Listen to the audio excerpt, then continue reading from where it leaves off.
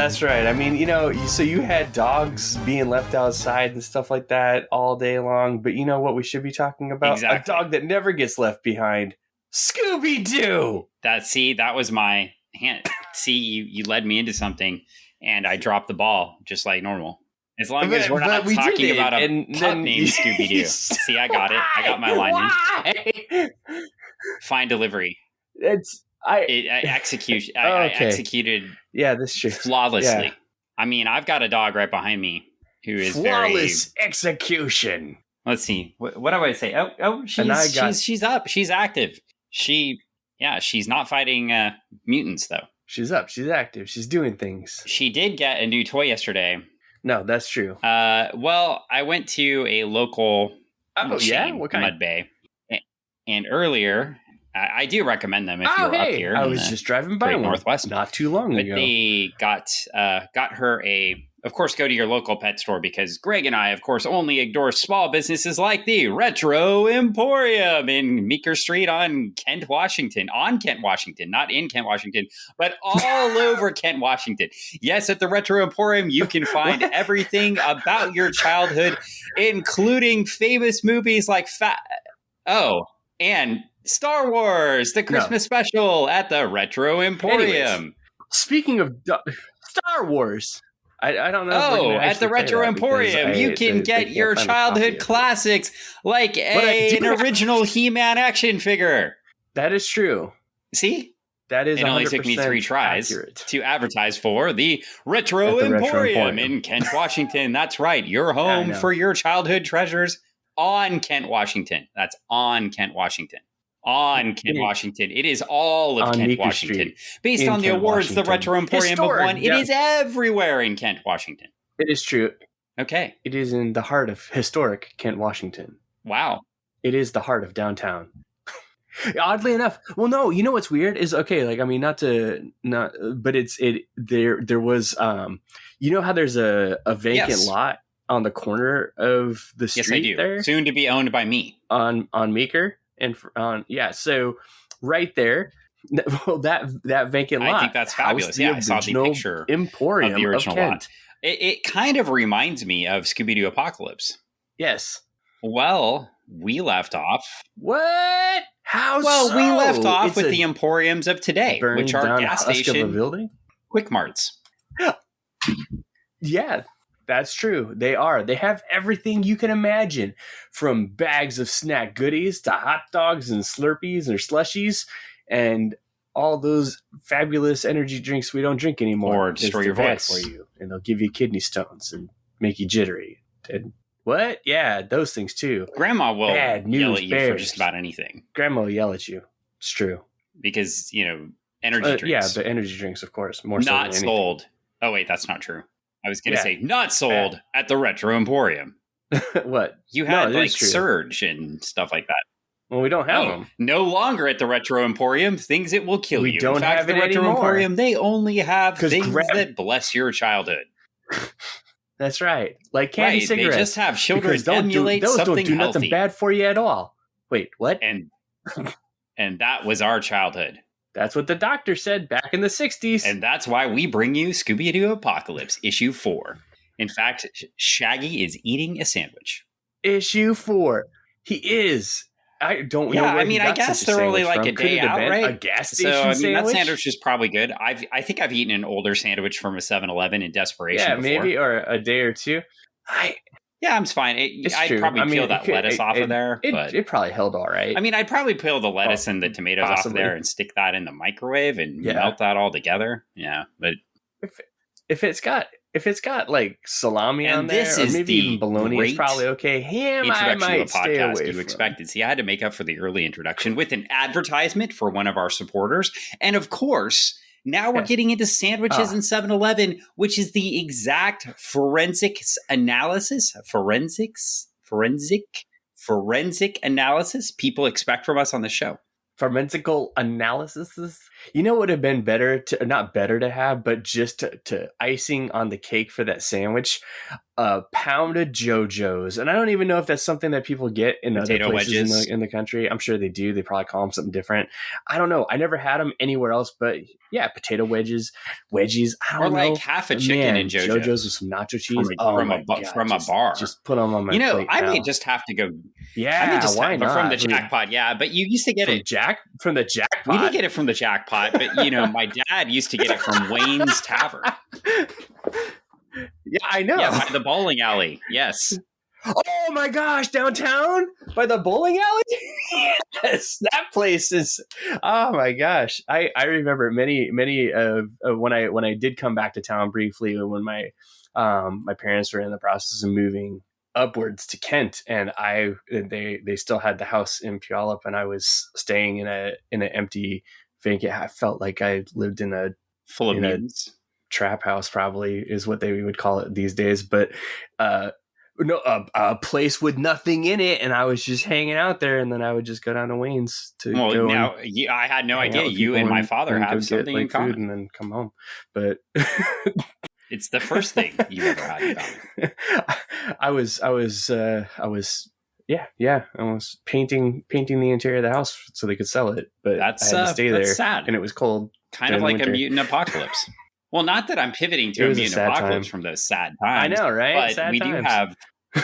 we do have some Daphne here. Mutant apocalypse. But look at this cover. Yeah, looking like Daphne. Like, Daphne got like actually, a she's commando perfect look to for her. A viral state. She is wearing her gaiter down around her chin. She's everybody I see at Fred Meyer. Yeah, exactly. Her nose is uncovered. I'm not sure what the point of that one is, but hey, Dicky Doo going on with her nose. Fred looks like he's got like a rail gun, but I don't know. It's a laser. Yeah. Not sure what's going on. Dinkley has her cell phone. He's got something. I'm not sure what she plans to do with that, but okay. Yeah, which maybe she's flying. Maybe she's got a drone somewhere. And she's using the onboard app to fly it. Is to emphasize that. Yeah. And another Jim Lee cover. And that's what dogs do. No emoticons. And then we flip, and we have an advertisement for a Blue Beetle #1, written by Keith Giffen, art by Scott Collins. That Keith Giffen is a busy fellow. Yeah, very busy. I don't know if I read. Oh, I did. I love Jaime. This storyline, so I might have to. I also have some art by Scott Koblish. Get on this. Who also worked on Legion, but I need some Scott Collins art, so I will probably be reaching out to Mr. Collins fairly soon, trying to get some art back. As we come out of the apocalypse here, and maybe I'll have a place to put art right now in this apartment. I don't know. Yeah, I know where I'd put any art, but maybe in the future. Yeah. So, would it be cool if I got Keith Giffen drawing with Scott Collins inking? Right. That'd be trippy. Whoa. Well, we got an alt cover too, and that would be crazy. This one is interesting because it's sort of almost the same as the original cover, except they're spread out differently. More sandwich. Yeah, they're spread out a little differently. You get a bigger sandwich. It's almost like one of those, like the sandwich that Shaggy has this time is like the 7-footer or like the 4-footer from Fred Meyer that you would get and try to see if you could eat it on a Friday. Remember those bad boys at the deli would have? I remember making them a lot, and oh man! In fact, I've been to a Fred Meyer where I went and asked made if them all through college, or pretty much through most of high school. Yeah. Could you make me one of those sandwiches, but don't put anything on it? Just keep bread. all the fixins on the side. I like my sandwiches. Yeah, no, they were super nice. But this is also the sandwich that they would have eaten on the cartoon, where Scooby eats from one side and Shaggy eats from the other, which is why I like the nice touch here. Oh yeah. Oh, lady. Yeah, Lady in the Tramp style. Well, we get to the first page of the comic here. Little sweet action. Sorry, I didn't mean to rush you. Do you want to talk about the cover some more? I mean, I wouldn't want to rush us along in 10 minutes into this podcast. No. We have made it all the way to page 1 by Keith Giffen, J.M. 1 Fur and Fangs.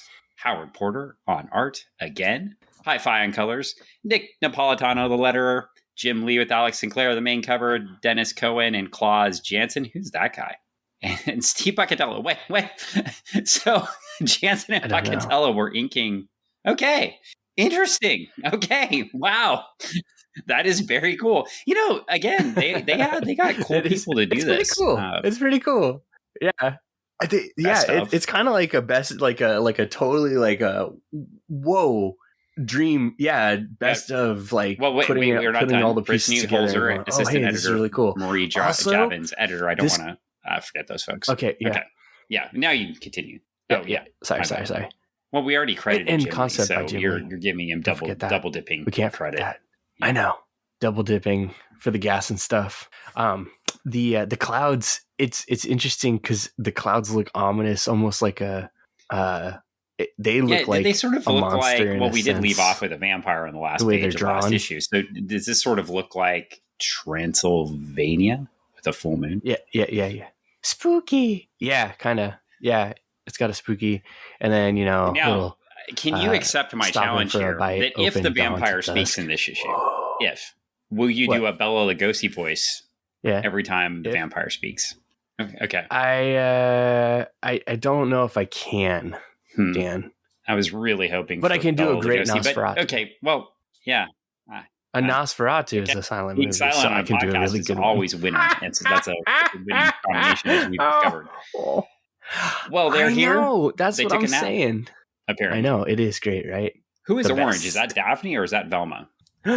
Apparently, yeah. We have Orange. Well, because there's nobody here, but we have orange thought bubbles. And it is Velma. Okay, we can't really call them thought bubbles because they're like thought squares. Oh, they're thought squares. Well, they're narration bubbles. Yeah, they're like a narrative. That's an interesting point, by the way. I don't want to deep dive this today. I think we've talked about this before, but these narration bubbles, it used to be like thought bubbles, and the narration bubbles used to be omniscient, right? Or not bubbles, but the squares. The squares were like the omniscient narrator, right? And then you got thought bubbles from a character directly, right? And I know, I'm sure it happened before, but the time I distinctly remember this from was Identity Crisis with Brad Metzler, right, writing everything. Oh, and then interesting. Writing, and so each character, especially when you had a story like that with a lot of characters, everybody had their own color. And I thought it was a nice touch. And I'm sure that's happened before then, but that's the time I remember really seeing it. And then everyone copied it afterwards. I see. I think you're going to, you do see it in this, and they do have their distinct colors. Velma in orange, Daphne in purple. And Fred in like a nice chartreuse or a pale scarlet. Or probably in like... Right. To match his kerchief. Exactly. Yeah. Yes. And then... From Scoobs. And I think then we just get emotes. That'd be interesting if we had a whole issue of just Scooby thinking. The Scoobs. Yes. Oh my gosh. Actually, that'd be awesome. It was like all action and Scooby thinking. I really like action movement pieces like that, where it's not, there's minimal dialogue. Well, I have a feeling you're going to be wildly disappointed if that's your favorite thing, because with Giffen and DeMatteis, I don't think you're going to get a lot of no word pages. Boo. Well, we get our first clue here. I don't want to read this way. book anymore. Stop in for a bite. Open dawn till dusk.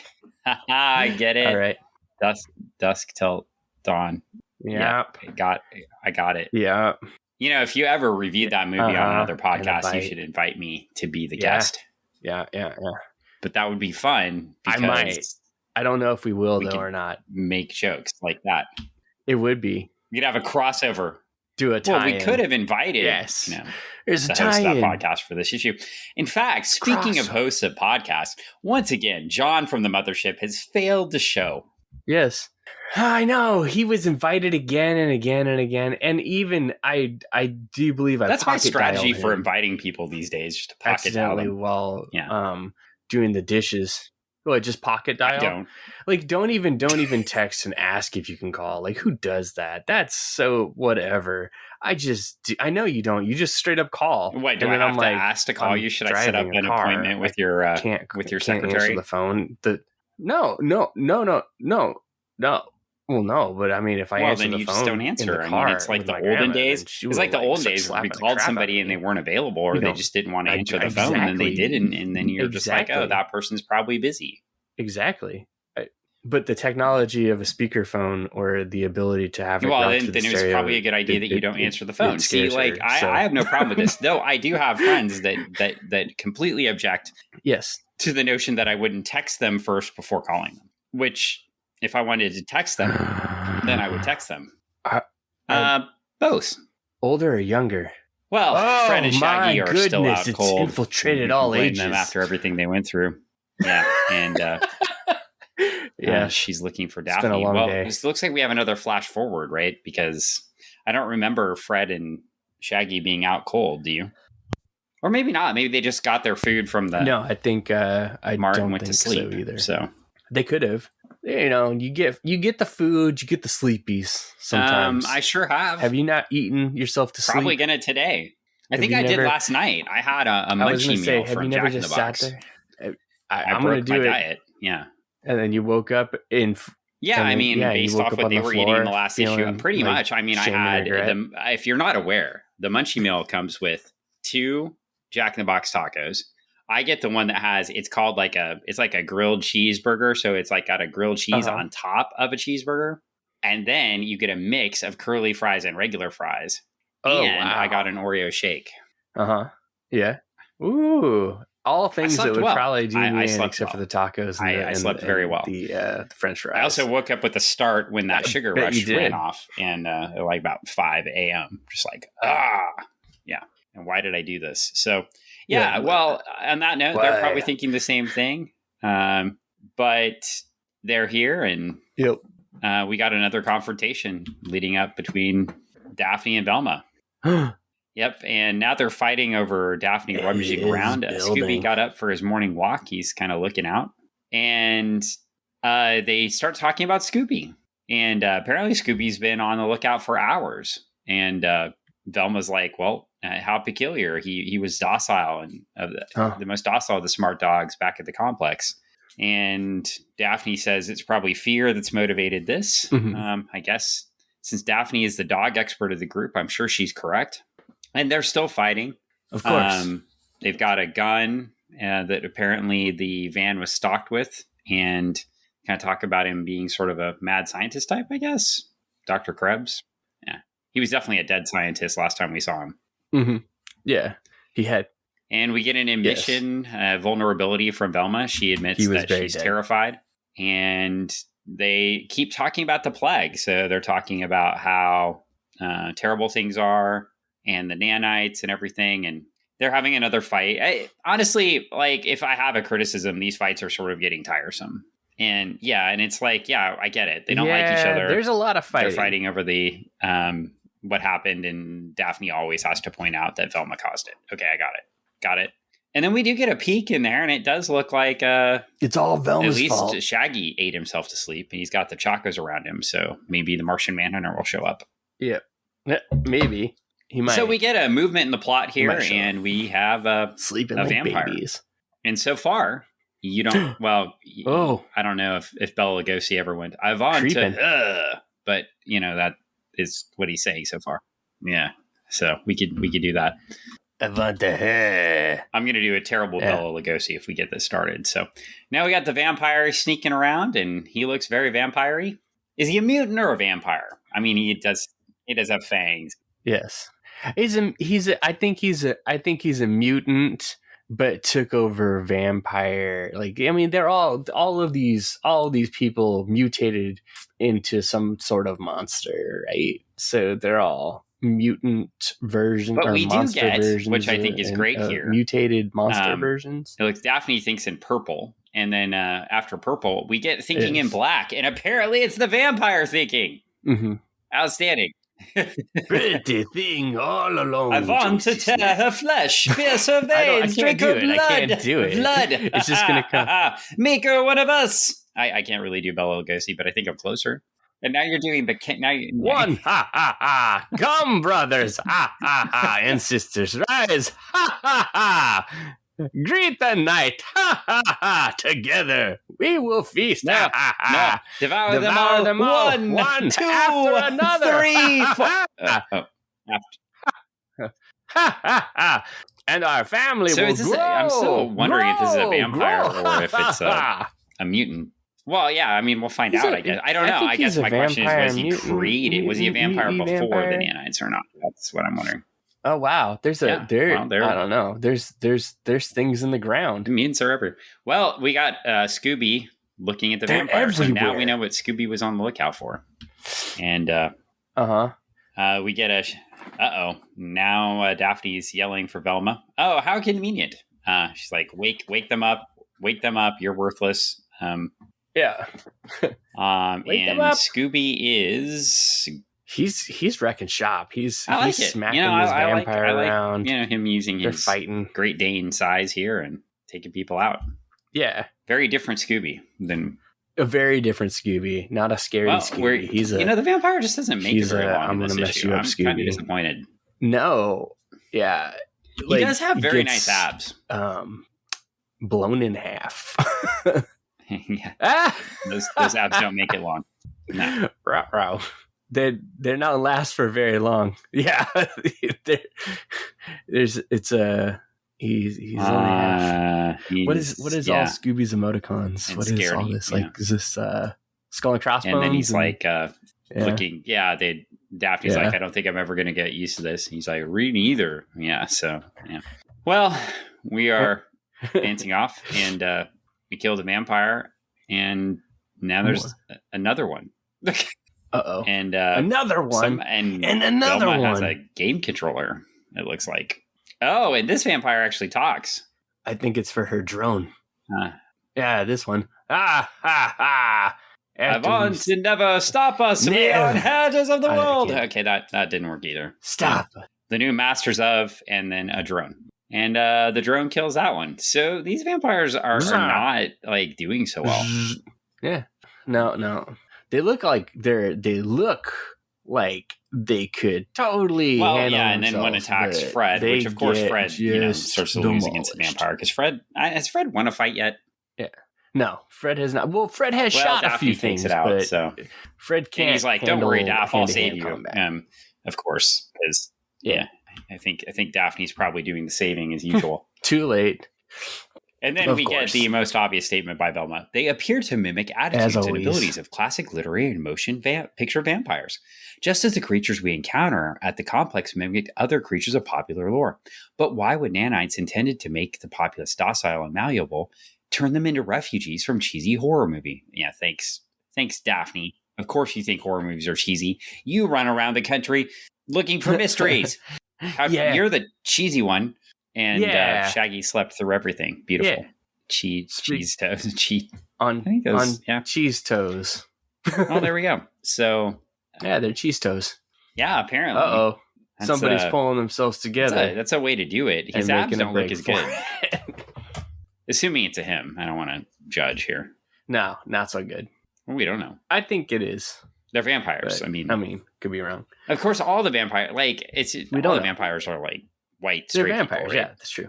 No. That's still Dawn. Queen of the Damned. But I was thinking like I have never, you would have to explain it to me because we were discussing, I've never read a Twilight book or seen a Twilight movie, nor do I have any desire to. I've also never watched Interview with a Vampire. Oh, yeah. None of those interested me. Oh, okay. Yeah. Well, Tom Cruise is in Interview with a Vampire, and I despise Tom Cruise. So, I mean, that's an easy skipper for me. Yeah, easy pass. Yeah. Hard pass. Yeah. And then teenage vampires in a high school, hard pass. So, I mean, the funny thing is, if it was on the WB, I probably would have watched it. Yeah. That's the sad part. Yeah.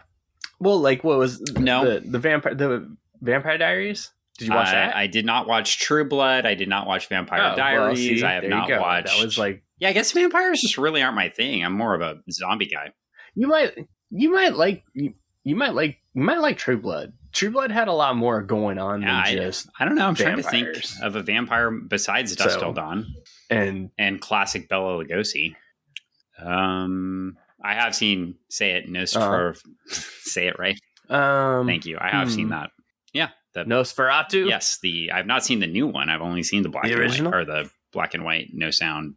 Yeah, I watched it in school because I took an old movie class once. Yeah.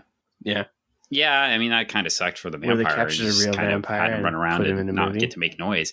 I did watch The Brood, I know. and yes, you do. The Brood, and well, he was the I vampire. don't know. Now I'm blanking on his name. The wrestler, the vampire wrestler. He was the vampire warrior on the independent circuit, but in WWEF, he was The vampire. like he had Edge and Christian were his friends. Remember, they all, you know what I'm talking about. Okay, well, it was so good. His real name is David Heath. Blocked it out. I remember his independent wrestling name, and I'm totally forgetting his the name everybody would know him by, which is hilarious. Yeah, for early in their careers, Edge and Christian came out in like big puffy shirts, probably because of Interview with the Vampire, and they were part of the Brood. This is before 3-second poses or 5-second poses and all that. Okay. Yeah. Before they were awesome. I mean, they were still awesome, but it was before they were, popular. Yeah. So I guess, I've been, impacted by vampire culture in some way, I guess, through wrestling, perhaps. But not by the normal means. Well, that's still on.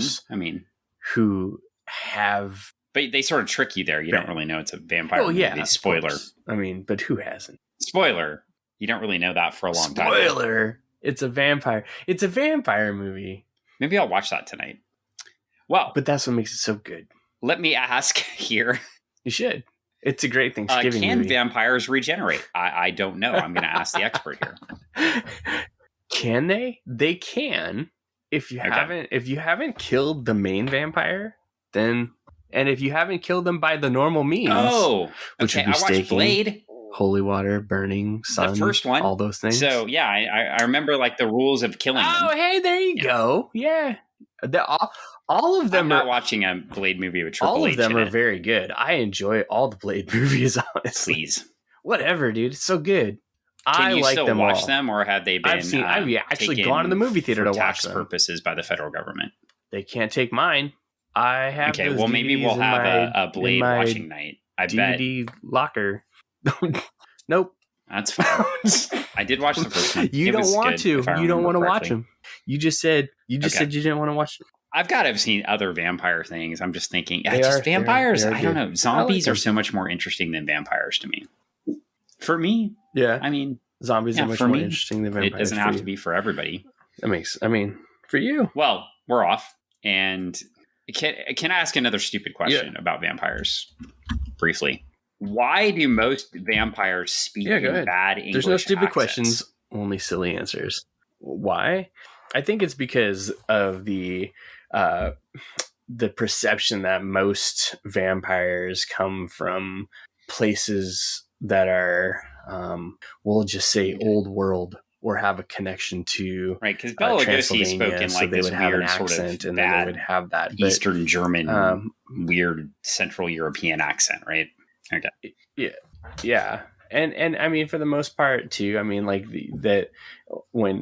if you're going like main story, like any of the like main origin story of any vampire, any Dracula story, anything like that, you're definitely talking Transylvania. So they've come from this European, they have this type of accent.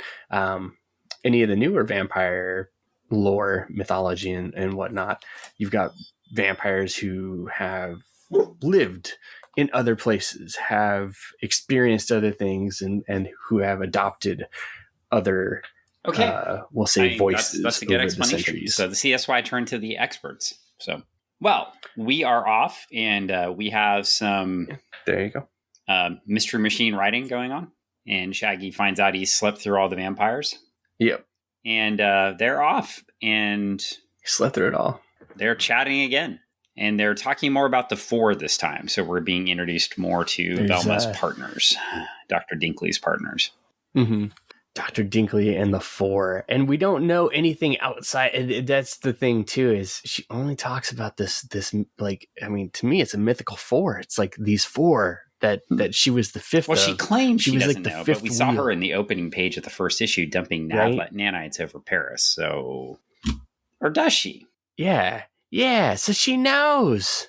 I don't know. Maybe she was just given a fool's errand, if you will. Well, we are off go and out they're and still do this chatting, thing. describing the four, and they're driving out, seeing some turtles in the desert.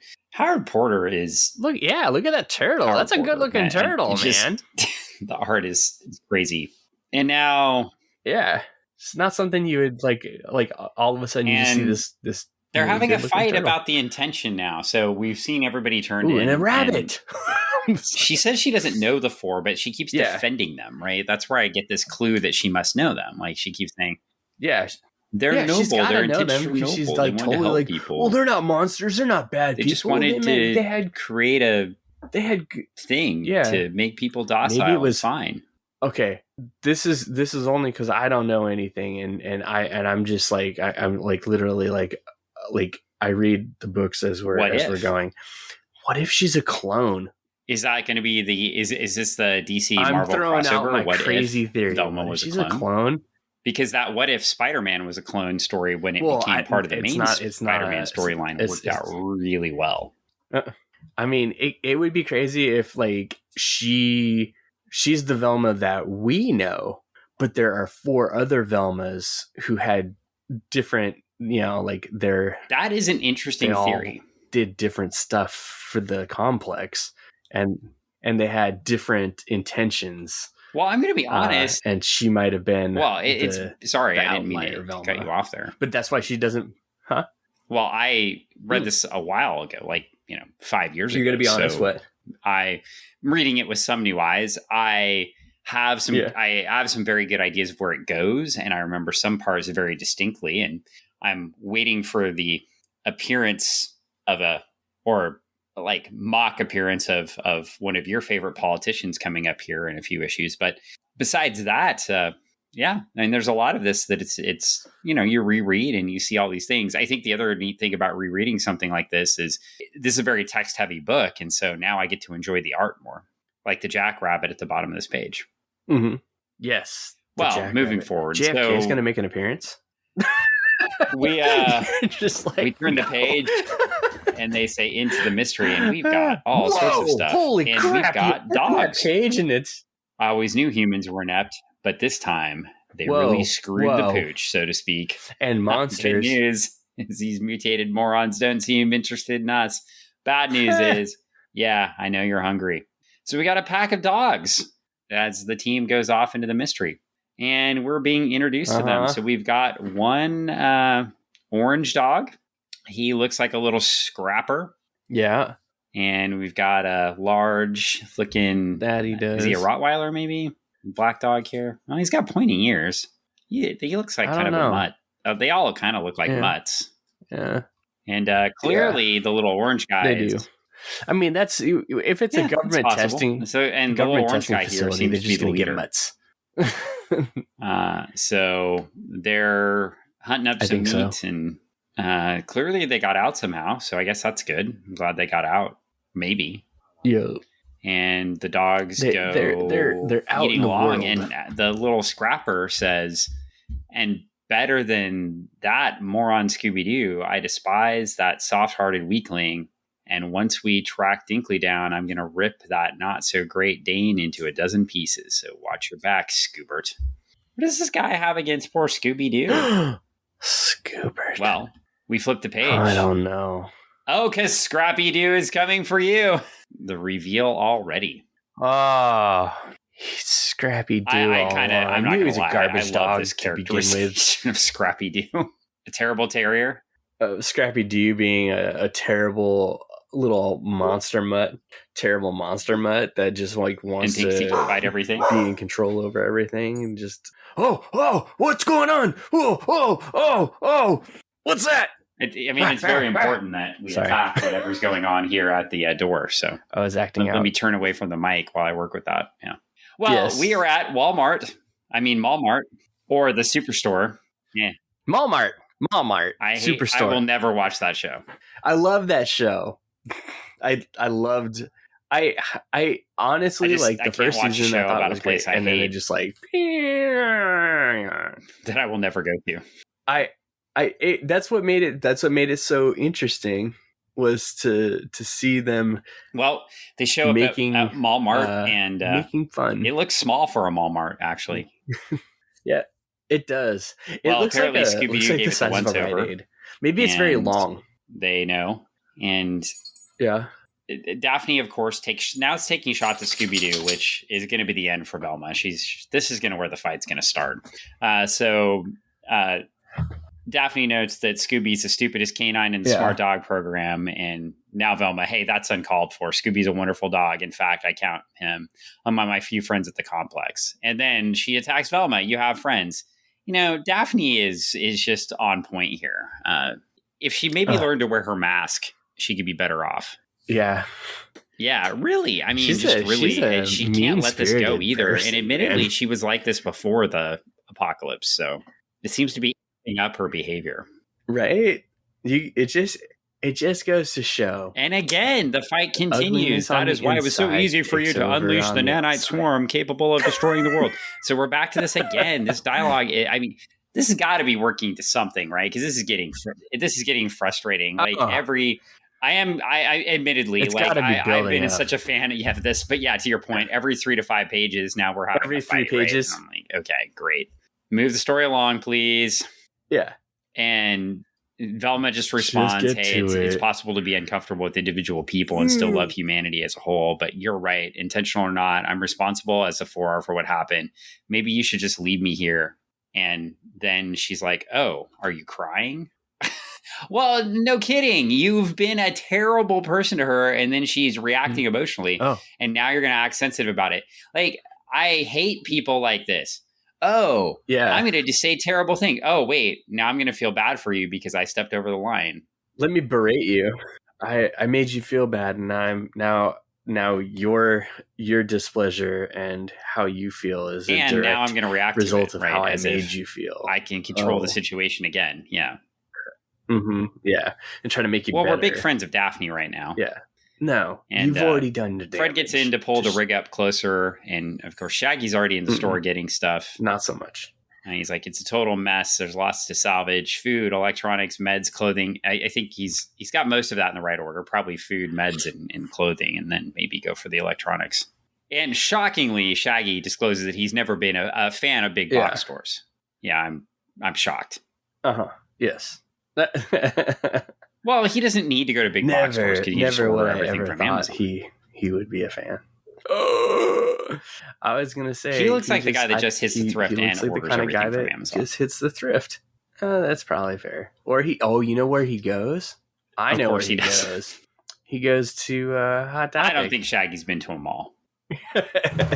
Well, we are speculating on Shaggy's shopping proclivities enough, probably. And now Velma and Daphne head into the store together so they can continue to fight and argue. But she's still pressing for information.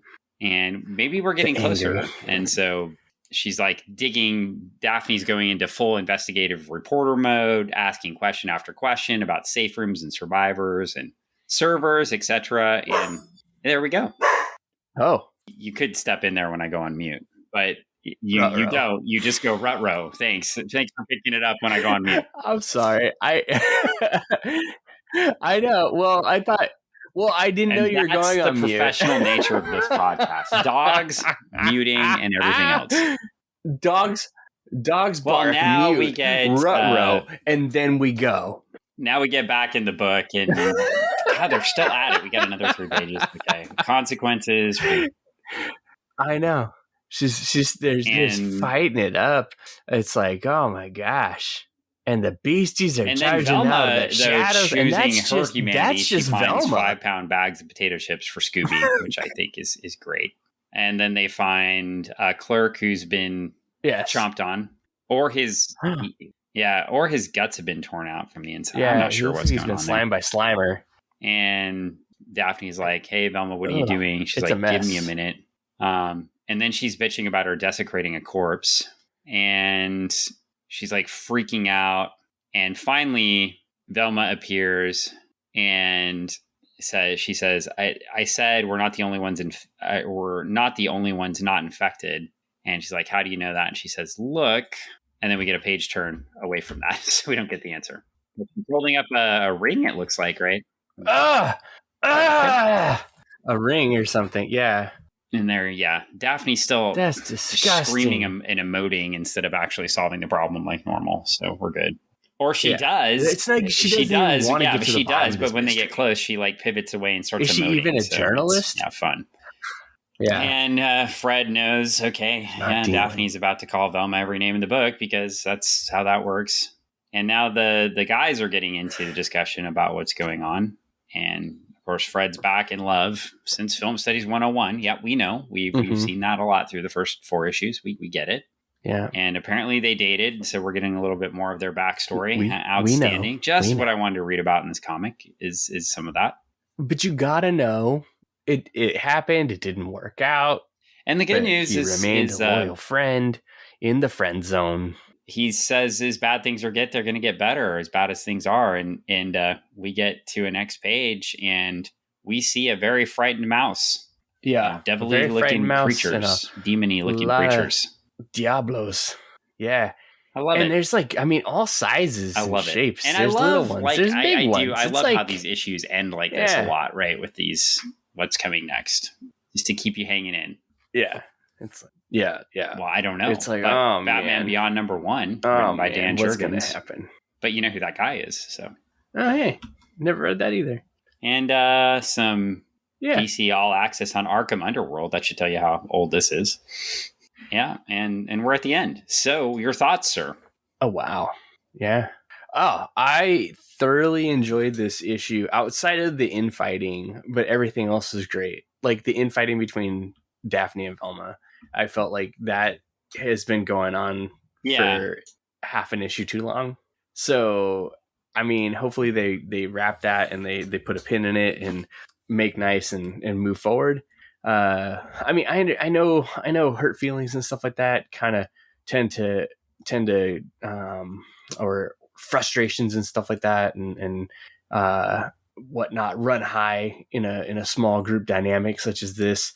But at the same point, if you're stuck with a small group and you know that you have to make things work out, then you just make them work out and you move forward.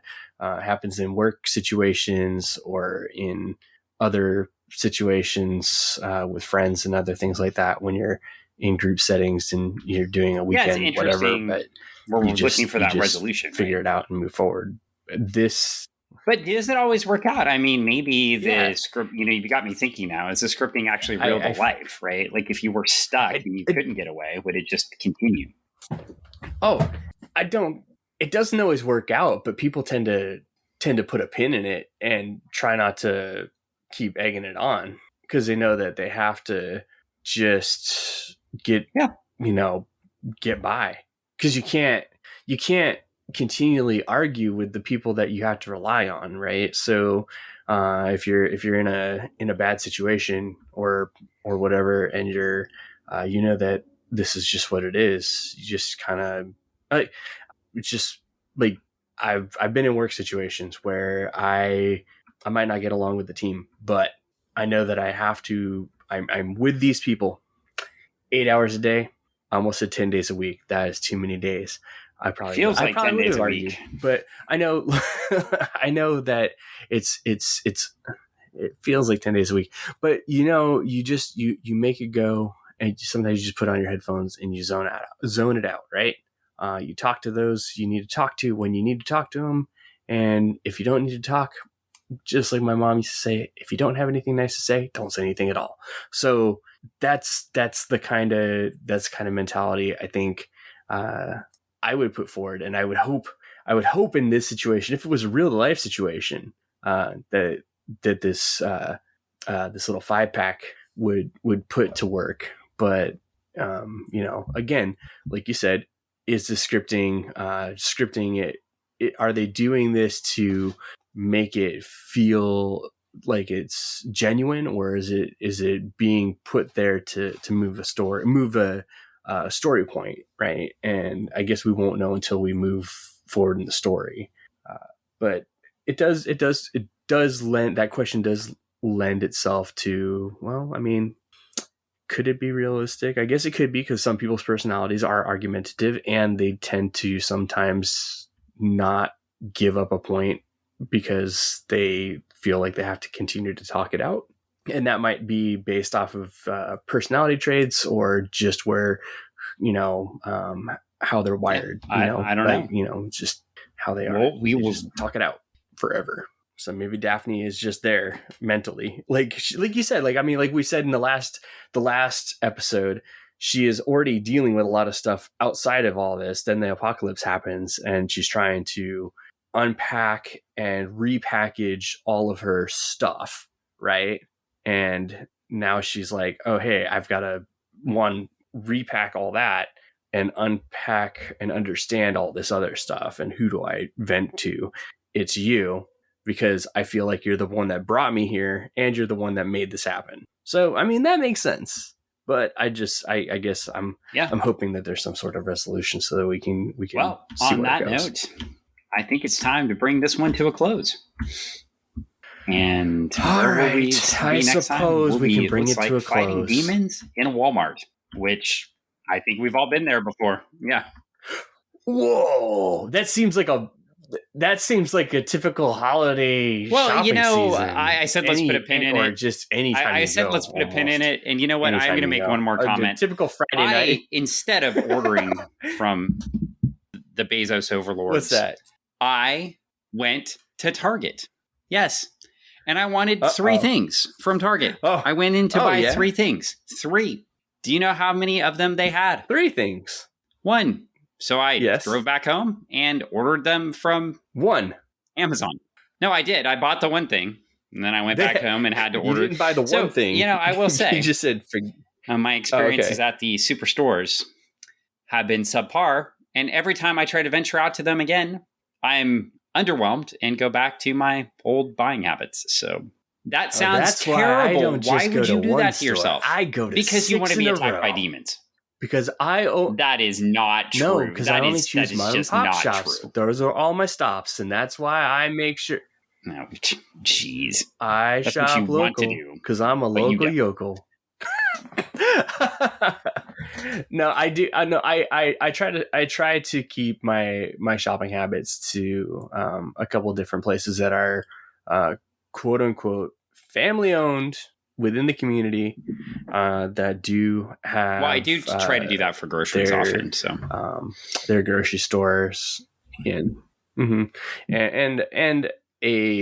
I would say it was started in the Northwest, but now it's owned by a major conglomerate. That would be the one. Probably branched out all over the nation. So man, even Bartell's got bought out. Yeah. But with all that said, I know we're going to wrap this up. So as we opine over the invasion of superstores and the demons within them, we're ready for issue 5 next on Funny Book Forensics, and that wraps up issue 4 of Scooby-Doo. And I got to keep saying it right. Yeah. Scooby Apocalypse, because it's not Scooby-Doo Apocalypse. It's Scooby Apocalypse. And that's it, man. That's it. We're done. Yeah. That's all. That's it. We're done. We're done. That's all. That's all we got. All right. I get it. I'm going to stop recording. It's okay. I get it. Bye, everybody.